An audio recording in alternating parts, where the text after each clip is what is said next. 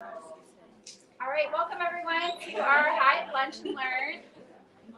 I'll use my teacher voice to get you the camera down. I'm sitting today because, is it okay today? Oh, sure. Because Ty's pregnant and she's going to be our speaker today, and so she has a super comfy seat here, and that's where our camera's positioned. So that's why we're sitting today.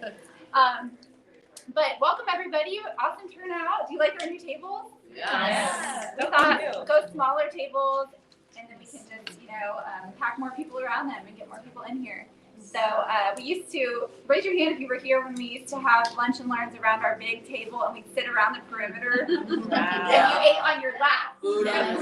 So be grateful for your tables. Your tiny tables. How about we had them in the conference room? Yeah, we used to have them in the conference room when we could only fit like eight. We would pack 10 or 12 sometimes in there. All right. Well, we've decided one of Jessica and my goals this quarter is to start reminding you of what's coming up at the events that we have. So just a few little things we're going to talk about today. We're going to have a little giveaway challenge. So if you post to your Instagram or Facebook story, or it can be on the wall if you prefer to use the wall, before the lunch and learn is over, and tag the Hive Wichita, we'll enter you to win a little drawing. And so that's our first thing. And then what else do we have? So just a few changes. If you weren't at the 4th anniversary party on Friday, we missed you. And if you did RSVP, we have a bag for you over there, and we hand wrote little notes for you. So just a reminder that your RSVPs do matter. When you RSVP, we do hope that you're there, that you're coming. So if you did RSVP and were able to make it, we do have a bag over there, so make sure you grab it. But just a few things that we announced in case you weren't there is every year since we've been in business, we have done a price raise just because we've increased the value of what we're offering to our membership. We're not doing a price raise this year, but instead we are simplifying our membership. So all of you that are at the community membership level, you'll maintain your same price and your same benefits, but we're no longer selling that as like a new membership. So the membership the only membership we're selling now is a $95 a month membership. And if people want it for the co-working, great, and they have the community as an option. If they want it for the community, great, and they have the co-working as an option. So it's kind of like, we feel like the value of a single mind fuel coaching session is well over $95. The value of a single Bees Grow session or a single Hive Mind or any combination of the smaller events that we do is worth that. So we're happy to, keep all of you guys at your existing, but if you ever, leave the Hive and come back, that's what you would come back at, is the new membership. And then was there anything else on there about that? No. Okay. And just a reminder, we did launch a website called WichitaWomenInBusiness.com, which takes our same directory we've always had and makes it like a public viewable directory. So some of you have profiles and pictures that you haven't updated in like 4 years from when you originally joined. So make sure that you log in. If you go to, I believe it's members.thehivewichita.com, you have an email and log in. You might have to reset your password if it's been a while, but log in and update your profile. Specifically these skills and abilities, and what we mean by that is just basically keywords. Like what would someone search if they want to do business with you or hire you or buy your product? So it's not necessarily like, I'm good at scrapbooking, but like, could somebody hire you to scrapbook? That's kind of what we're using it for. And then have all your social media handles so people can just reach out to you. Because we're going to start running ads on that, and there's going to be a lot more people going to that site to find women in business in Wichita to do business with. Oh, awesome. So make sure it's updated. And then we also have an engagement drive that you can grab one of these on your way out. It's basically like you can win some prizes if you check off the bingo boxes. And we're going to be doing one of these I think we're trying it out this quarter. We're trying it out this quarter, and we'll see how often we do it. So grab one of those if you want to participate. And then, okay, so Ty is here, and she's going to be talking to us today about putting together standard operating procedures. She is a boss at this in her business and has done a really awesome job of building a team and making sure everything's organized for her team and also for all the clients that they work with. And so I'm super excited to hear from her today. And we have to thank all of our sponsors. So our main sponsors of Martin Pringle, and you can grab lunch in the kitchen. and find a seat. Martin Pringle for sponsoring our technology, and this year they're sponsoring something new that we're launching that we'll be announcing soon. And DSM Accounting for sponsoring our coffee, which I know all of you love to come and get. And our new sponsor, Meritrust, is sponsoring our social media, and we're going to be doing some announcements about that soon. You've probably all seen how you can book a time with either a lawyer, an accountant, or a banker through our system. So I encourage you to do that if you haven't done that yet and are thinking about switching any of those or starting any of those relationships. And our sponsors today for our lunch, True Compass. So thank you, Christine Robin. And thank you, Mary, our chef, who's always hiding somewhere back there, for the amazing food. Thank you. Awesome. So with that, I'll let Ty take it from here. Well, good morning or afternoon, ladies. I'm so happy to be here. I just want to thank Audra for having me. Andrea. Oh, Audra, Andrea, pregnancy brain going on already. Bear with me. Bear with me. I had a private office here, and I will say that a lot of people try to convince me to go to a different co-working space, but what I love about the Hive is the community. You cannot buy, like, it's not even a good enough value on the monthly for the community that we get here. So I am Taishma. We're going to be talking about SOPs today, standard operating procedures.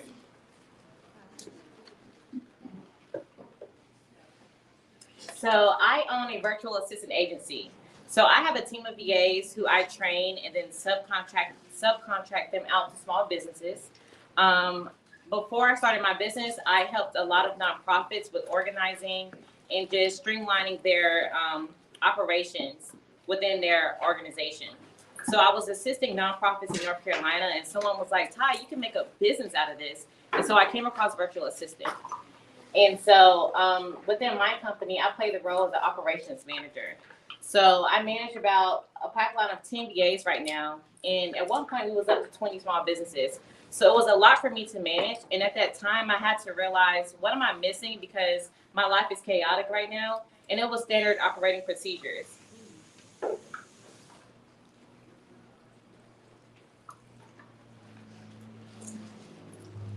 So what is a standard operating procedure? It's a standard operating procedure is a set of step-by-step instructions compiled by an organization to help workers carry out a routine operation. So what type of businesses can benefit from a consistent outline policy? So I just want about 5 people to raise their hand and just say your name and what kind of business that you have. I'm Clara. I have a coaching business. Awesome. Thanks, Claire. I'm Rhonda Aiken. I have a women's public speaking program. Okay. Yeah. I'm married. I cater. Okay. Awesome. Definitely need standard operating procedures for that. I have 2. I have a coaching business, and then I also run a nonprofit. Oh, awesome. I can definitely relate. I'll say I have 3. I'm a photographer. I'm a director of business development for a roofing company, and we're opening up a new pool business. Oh, awesome. So throughout my presentation, I'll try to remember some of the businesses that you guys called out. And I'm usually really good about creating standard operating procedures for just any type of business. So when I onboard my clients, I match them with a virtual assistant. And so during that process, after about 1 year, I realized I have standard operating procedures, but my clients don't. So it would make onboarding their new VA so difficult because they didn't take the time to analyze their business gaps, what they need, and how hiring someone with this process already created was so beneficial. So now I spend about 1 month with each of my clients helping them streamline their business. So when they have a VA, it's easy for them to maintain, hire, and get the ball going at a faster rate.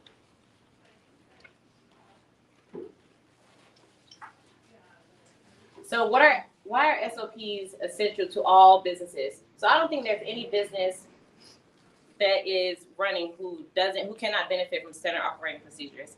In my opinion, the key to success is consistency. Having your clients experience a pattern that's consistent just eases their mind, and it also it also saves you time, and it just helps your team with training and learning how to operate within your business if it's consistent. So what are some common reasons to write an SOP? To meet compliance standards, to increase productivity, to ensure the procedure has no adverse impact, to ensure safety. If you're in a restaurant, sometimes you have to teach people how to hold a knife. And I know that sounds very simple, but when I worked in a restaurant, I followed the procedures. And so people would laugh because I would say knife, knife, knife whenever I walked through the kitchen to make sure no one turned and hit me or I hit anyone else. That was a part of that restaurant's standard operating procedure. Just when you hold a knife, make sure you're holding it upward and saying knife, knife, knife until you get to your destination. To decrease simple communication barriers, to prevent internal confusion, and for training. So for me, my issue was the simple communication barriers. I have a VA business. So sometimes there's a lot of email going back and forth, you know. So I realized that some of our standard operating procedures decrease that email barrier or communication barrier for our clients when my goal assistants have a standard operating procedure that we follow for each of our clients. So when should an SOP be created? Anyone want to try to answer this question? When do you think you should create an SOP for your business? At what stage? Before you start. Before you start?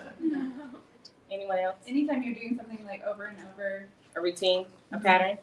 So I would say for me, which is different for everybody, I was in my business for about 6 months before I realized what was something that was need to be done as a pattern or what was something that should be consistent. And so I would say that my first SOP I created was for onboarding our clients.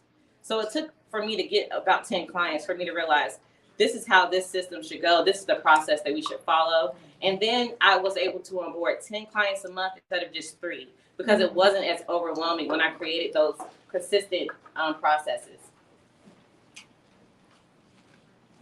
So different types of SOPs. So I would say a flow chart is where we start when my team create SOPs. So a flow chart is something as when you're entering the hive, you have to open your phone, go to the app, click on key, hit the button to open the door, then you can walk through the door. That's a flow chart. It's just what are the steps that you go into whenever you are creating that pattern. And then we have a written template that I will share in a second that gives more detail. Why is this SOP important? What are certain definitions for the SOP? So for Audra or Andrea, the definitions would be the name of the app. How can we find the app? How can we download the app? What are things that you need to do before starting this SOP and things like that? And so following our written templates, we do a visual recording. So sometimes people don't want to take the time to read a SOP, so I just make it easy for our clients. And after we write the SOP, we create a visual recording. And this could be helpful if you're trying to show someone how to do something on the computer, how to create an email signature, how to complete a form, or how to do different things like that. So let's make an SOP, which is something I kind of talked about. You want to write down the flow chart. You want to then look into your SOP written template, fill in the gaps, and then you want to test it out. So that was one step that we were missing at the beginning. We were just creating SOPs and we didn't test it out. So once we started testing it out, we have a dedicated VA who tests out all of our SOPs to make sure it makes sense to her. So while things may come natural to you, you may skip a couple steps along the way, but you want to make sure that you write down every single step and never assume that your team or anyone who you are sharing this SOP with knows exactly what you're thinking. So then after you test it out, then you will record it. We were recording it and then testing it out. So we kind of got that backwards. So I feel like that was really important for you to know that whenever you're creating the SOP, you want to test it out before you take the time to record it, publish it, and send it out to your team.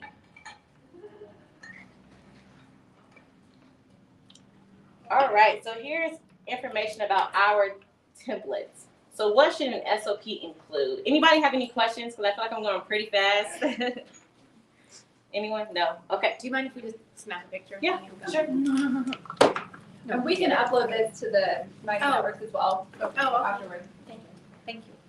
So our templates start with the purpose. Describe the process for the specific name of the SOP and describe the background information. So what is the purpose of this SOP? Why are you sharing it? Why does your team need to follow it? A lot of the times I tell our goal achievers, even though you have told your VA to do something, it helps to tell them why it's important for your business. A lot of the times we may hire someone, but we don't know they don't think like a business owner. They only think as if they were hired to do that position. So you want to tell people why it's important they're following the SOP and why you created it to begin with. So the scope of the SOP. Identify the intended, and I'm going to pull up my phone just so I can see it a little better. Yeah, I heard it like the.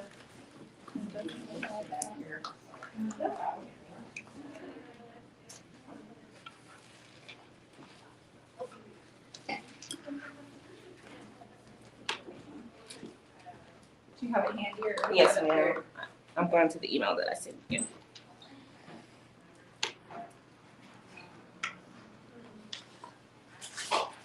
Your bum's super cute. Thank you. Okay, so the scope. So you want to identify the intended audience and or activities where the SOP may be relevant. So is this SOP for your team? Is this SOP for your clients? I know that may sound a little funny to create an SOP for your clients, but that saves me a lot of time because they might call and ask me a question and I can say, hey, we have an SOP created in your file for this. Check it out, and then if you have any questions, let me know. Is there any prereqs? So outline information required before proceeding with the listed procedure. So for Audra, she has a cohort, and if she hires someone to do recruiting, what documentation will they need up front before they can create an SOP? So if they're recruiting, they may need to do research. They may need to create a spreadsheet with somebody's data information. You know, what is needed to be done before your team member starts to create the SOP? What I'm trying to think of more examples. So for prereqs for, like I was saying, Andrea, you need to download the app before you can use it. That's a prereqs. So what are roles and responsibilities? Identify the personnel that have a primary role in the SOP and describe how their relationship relates to the SOP if necessary. Include their contact information. So if a part of the SOP is reaching out to the nearby grocery store, who is the contact there so that your team members don't have to take the time to do that research. Try to give as many details as possible to create any confusion. And for me, I like to decrease communication barriers. So if I could just put in the contact information in the SOP, then I know that they have all the information they need to complete that task. So procedures. You want to provide the steps required to perform the procedure. Who, what, when, where, why, how. Include the process flowchart. So under the procedures is where you would say step 1, step 2, step 3, step 4, step 5. Usually that's where most of the testing will be done in that stage. So for me, if I'm teaching one of my goals assistants on how to do the onboarding process, step 1, go into our CMR system, pull the information. Step 2, email them. Step 3, schedule a call. Step 4, and then we go from there. So references and documents. List resources that may be useful when performing the procedure. So if there's like a law that they need to know when performing the procedure, this is an area that you would put that information, because you might remember the law because it's like your business and it matters to you, but sometimes they're not going to look up if there's any additional things that are required, like a waiver that somebody needs to sign or things like that during that process. And then definitions. So you want to identify and define frequent used terms or acronyms within your SOP. So for me, goal achiever. I can say goal achiever and you guys have no clue what I'm talking about. But for me, in my company, goal achievers are our clients. So anytime my VA will reach out to you, they would approach you as, hi, goal achiever, good morning, goal achiever. And then those definitions matter to me. And I will state why they're important within the SOP. Any questions? Yes. So it sounds like a lot of this is about like creating the SOP. Do you have certain platforms or tools that you like for the execution of them? Like Asana, Trello, stuff like that. So that would depend on what the SOP is for. So if it's for safety, I probably wouldn't have like a tool that we use. But if it's for project management, then yes, I would use Asana for that, if that makes sense. It just depends on what the SOP is for. That was my question too. Like in Asana, would you have this as like how would you save this SOP somewhere where you would actually go back and use it? So for my team right now, after we complete the written template, then we do the recording. So for my team, I have a private YouTube channel, and so we have different categories. And so it depends on if it's an internal SOP, is it an external SOP, is it an SOP that can teach them things like how to schedule social media posts. And so they will watch the YouTube video, and then in the description will be a Google Doc link to the written SOP, just in case they still need more clarity. Cool. And like, what if like some of your team is not English speaking? I guess I will use a translator. I'm not sure. I've never experienced that. Yeah. But that is a really good question. We have a crew and a handful of them don't speak a lick of English. So maybe I would seek a translator and have them rewrite the SOP in a way that they can understand it. Yeah, you could even have a whole separate channel that's for that language with a copy of all the same videos. Yeah, But okay. with, I mean, I think, you can even do translation of just the, where the transcript is translated. So if you can either pay a translator to re-record it in the language, or you could just pay a translation service or something online like rev.com, or I don't know if they do translation, but I know they do I transcription. know Google does. Okay. Yeah, or you could have It's just not terribly accurate. I've used that with a French client before. My French was so I used Google to help, and I sent her a statement for what I could do for her, and then she was like, I can't understand anything you sent me. Right. A, B, and C bilingual, Claudia Amaro is the former B, and she does that work. She'll even do like a separate social media account Oh, for that's great. 100% in Spanish. Okay. Just Yeah, I would say the only barrier with doing something online is they may translate it, but then it may not make sense to the person reading it. So what I'm finding with our crew, they're the roofing crew that's going to be transitioning into the pool crew, and a lot of the crews are also illiterate, and so that's where the videos video may come in. Right, yeah. That's where the videos come into play. so even if we had it, it's still a struggle. Okay. And Claudia will be able to just create a quick, I say the SOPs should not be longer than 10 minutes because people are not going to watch videos longer than about 10 minutes. Yeah, sure. Okay. Thank you. You're welcome. 3 minutes, yeah. But we just created an SOP and it was 10 minutes, but it was necessary. Yeah, it was a lot of steps. Probably would have taken you an hour to show them in person. Right. Yeah. Any other questions? I would love to get a jab at somebody's business right now. I love creating SOPs. I don't necessarily want you to do that, but I was thinking as this started, like, I used to work for a corporation, and now I work for myself in network marketing, and I was thinking, I'm going to listen, but this isn't going to pertain to me at all. And I realized it absolutely does, because I make videos, I need to make videos, I have flowcharts for customers how to order, nobody wants to learn a new website, so it absolutely does apply to me. Yes. And I even, for my team, I have charts of what we should do every day, right? What our 10 core commitments are. So it absolutely, I was thinking standard operating procedure, like the knife, and my husband worked at Chipotle, there were tons, but Right. I have tons as well. So I would say every restaurant I worked at, there were standard operating procedures. And every day I came in and I did the same thing, and it was so easy. And then I got into like the corporate world, and some of my jobs, it just felt like every day was just a different thing. But it didn't have to be that way. We just probably needed standard operating procedures. And I realized that a lot of small businesses don't even have the time to think about this part of business, but it's so necessary when you're ready to take it to the next level and grow. Like I said, I've been 2 years in business, the first year was so chaotic for me because I didn't have them and then my clients didn't have SOPs. So now that I have them, I'm like, oh, now my clients need them, because even though my business is organized, if they're hiring a VA and if their systems are not in place, then I'm still going to be just as, my days are going to be just as chaotic if they don't have them in place as well. It's interesting you say that, because I was at a local restaurant this week, and I knew one of the employees, so another employee was coming and chatting, and she said, I'm getting ready to go work for Darden or something, or one of the chains. And the other girl was like, why would you want to do that? She said, because I'm really sick of nothing being standard. Yes. She said, one person can do this, and it's a very well-established place here in town. And it just made me think of that I didn't even know that that's what they were complaining about. Right. She was saying, yeah, I just can't work here anymore. I would rather go have all the rules and have some structure than to work. And she's a manager. Yes.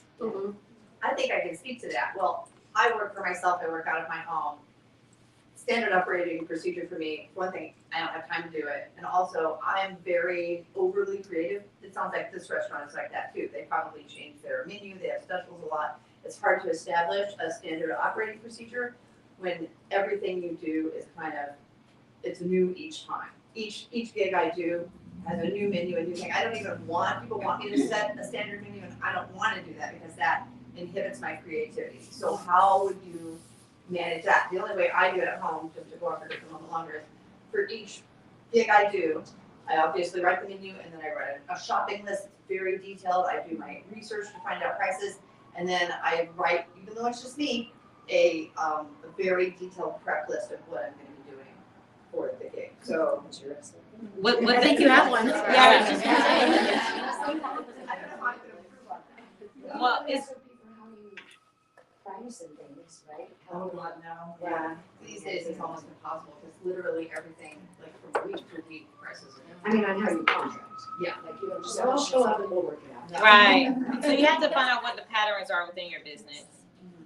So it may not be the menu, but it could be. So is your restaurant in home or In my home. in your home? So it could be, how you have the refrigerator structured. Oh, yeah. And then if your family members come in and move things, and that just throws your whole day off. Separate refrigerator. Okay, great.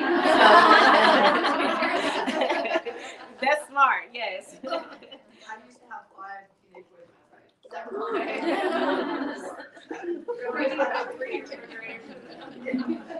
No, yeah, that's awesome. The only other thing I was going to say, can you please tell me your name again? Mary, and then you are Shelly. Shelly. So, you as a business owner may be able to just, not you personally, but people as business owners may not need structure, and it may be why we're so great at what we do. But you have to figure out the learning styles of your team and what they need to be successful. So I realized that when I worked for a lot of nonprofits, it was just like very unstructured. And they used to hate when I used the word, I need structure. And really, I was just screaming, I just need some consistency so that I can work efficiently and be productive. Because if I can't do that, then I'm up all night and I'm not happy. So I feel like maybe try to find the learning style of your team and see how you can accommodate them to give them the tools they need to be successful. I have a quick question. So I went through this process several times and then I built it up and then it ended up, and I put my money, it was like I got all excited and then I felt like that my ladder was against the wrong building by the time I got done. And it wasn't self-sustaining, and then I just kind of pushed everything away, and this is very intriguing to me. But how are you able to do this so that it kind of really makes sure it fits you? I feel like sometimes I'll get in there and they'll think that they know what I'm saying, and then it doesn't even work. It doesn't work like that. So I say one rule of thumb I had was the testing part. I made sure who tested was not me, so that gives another opinion on the SOP, and it just helped create dialogue. Because while I think they may know what I'm saying, I'll send this SOP to Patricia, and she has so many questions for me, and I'm like, wow, I thought I made that pretty clear, but it showed that I didn't make it very clear to her. So maybe that's one thing. And then I would say, after you implement and I think this is the next slide, after you complete your SOP, if there's any changes that happen later, you want to go back and edit the SOP. So if there's any steps that you add later on in the process that you realize like, oh, this makes my life easier, you want to make sure you go recreate the SOP.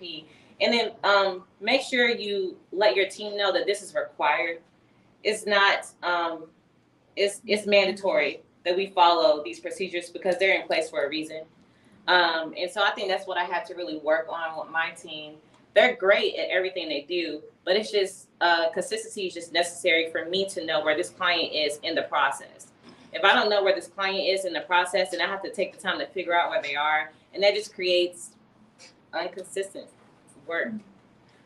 Do you have any SOPs where different people on your team do different things on a regular basis? And then how do you like assign those? I know you said in scope you talked about, who is this for? Is this internal or external? But when you're creating an SOP and you want to assign habitual tasks to people, what does that look like on the actual document? On the actual document, I guess that would be in rules and responsibilities, making sure that they know that, Kristen is responsible for this. So, and you are responsible for this. So I guess if there's information they have to pull from somebody else to complete what they're trying to do, then they can do that. Would you actually write their names in the document? Yeah. In the actual SOPs, like Audra does this? Yes. Okay. In your email and your phone number. So they don't have to go find that either. All that information is right there. I try to make it as detailed as possible. Excuses. Right, no excuses. Did you read the SOP? So you want to avoid making internal changes to procedures without updating the SOP. You want to avoid not providing as many details as possible, and you want to avoid not testing the SOP before publishing, and avoid not enforcing the SOP procedures. So it's like you're gonna take time away from running your business to create these SOPs. Then we want to make sure that they're being utilized, and for me, it took about 60 days for me to see how effective my team has become with these SOPs. So it wasn't an instant thing.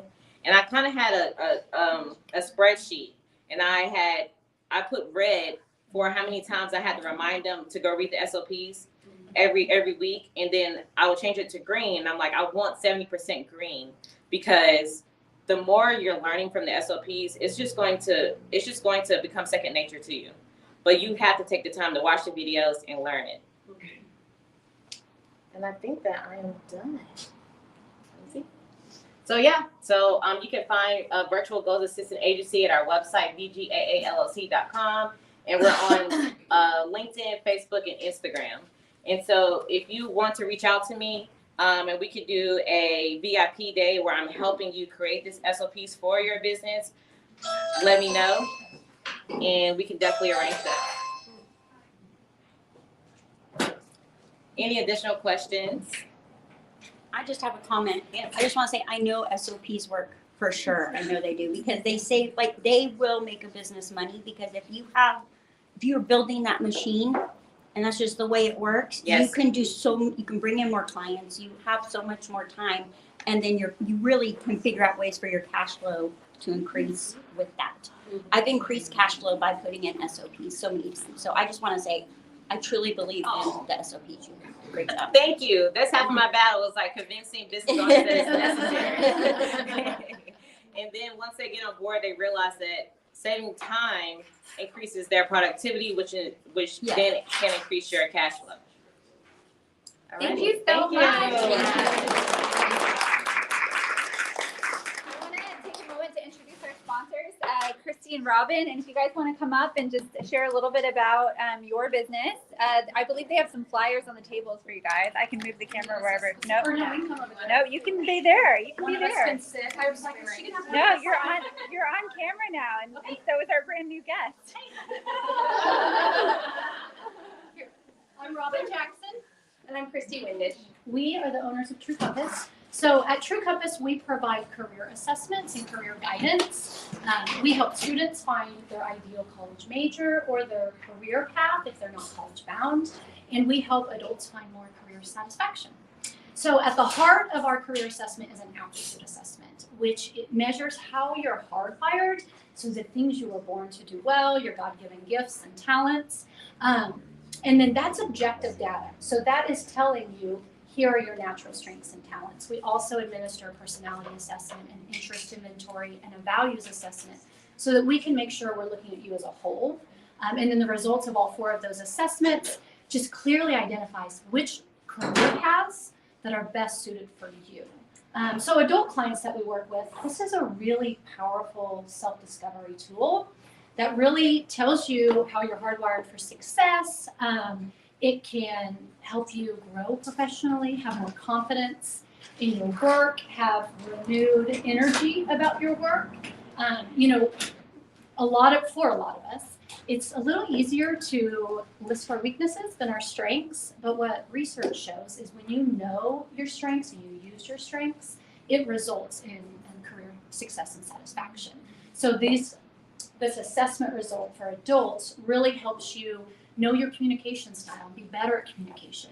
What type of problem solver are you? And that helps you make better decisions. And even as Mary's example, I think as she was talking, I'm sure Christy and I both have her aptitude assessment scores in our head. Like, oh, we know exactly how to write it. And that's a good thing. We want to shine that light on your strengths. This is how you're wired. Don't work against it.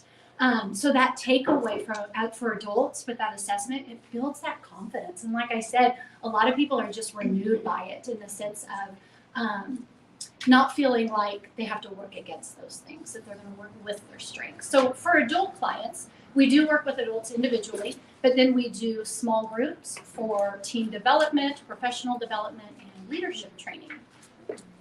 Yes, the whole time she was talking, I was like, this is concept orientation, and I know what her score is. And what that measures is, just objectively, how do you order things logically in your brain? So some people make these standard operating procedures in their head very easily. They know exactly what to go, and I'm guessing that's how your brain works. And I know that's how Kristen's brain works. And so it's just very easy for them. And people who score low on that just don't want to be bothered with all those details. They just go, well, what's the big picture? And so someone else creating that standard operating procedure for them helps them like, oh, thank you, I didn't have to create this organization out of chaos. You did it for me, and now I know the steps to do, but I did not want to do it myself. So, but depending on your personality, you might be able to do that in your head, but you don't want to write it down, and it feels confining to have a routine. But everybody needs it. That's me. But then I can't write stuff, and I don't do things because I forget because I'm not following the procedure. So I've learned that those routines are helpful. So anyway, that was my spiel about that. But the other thing that we do is we work with students. So prior to opening True Compass, Robin and I worked in the schools with children and families, and Robin's a licensed school psychologist. I'm a speech pathologist. But we just saw through my own personal experience with my boys and just through professional experience that students just don't have this information about themselves. Adults don't have it, but at least we have some experience of be like, oh, I didn't like this job because of this. But they're just like, I've been playing sports for 10 years and now I have to pick a career. And so our assessment really helps them discover their strengths and their natural talents, because if you are good at standard operating procedures, you just assume everybody else is too, and that it's not a strength, but it really is, and have some words to describe that. And so if they can use that for their college essays or applications or selling themselves to people, that's helpful. We also help them choose a college major or career, even if they're not college bound. Like here's your, yeah, you weren't good at calculus in high school, but turns out you don't need that for all these other jobs. So let's talk about that. And then we help them save time and money, because if they can kind of get a little clearer on their path as they go to college, maybe they aren't going to be changing their major, 3 times. So when we do an assessment, they get their results, and then there's a best fit careers list that is provided to each of those students. And so they walk away with confidence in their natural strengths, kind of knowing what they are, clear steps on how to look at this list of careers and some tools to help narrow down their choice. And then they have some motivation and just towards their future. They definitely, you can't hear me? Yeah, it's okay. They definitely walk away. What we hear from parents is, oh my gosh, my student is initiating conversations about careers in college because the overwhelm is a little bit gone and there's some confidence and they definitely feel like I have a path towards my future and they're definitely more excited. So thanks for listening. That's kind of our little spiel and let us know if we can help.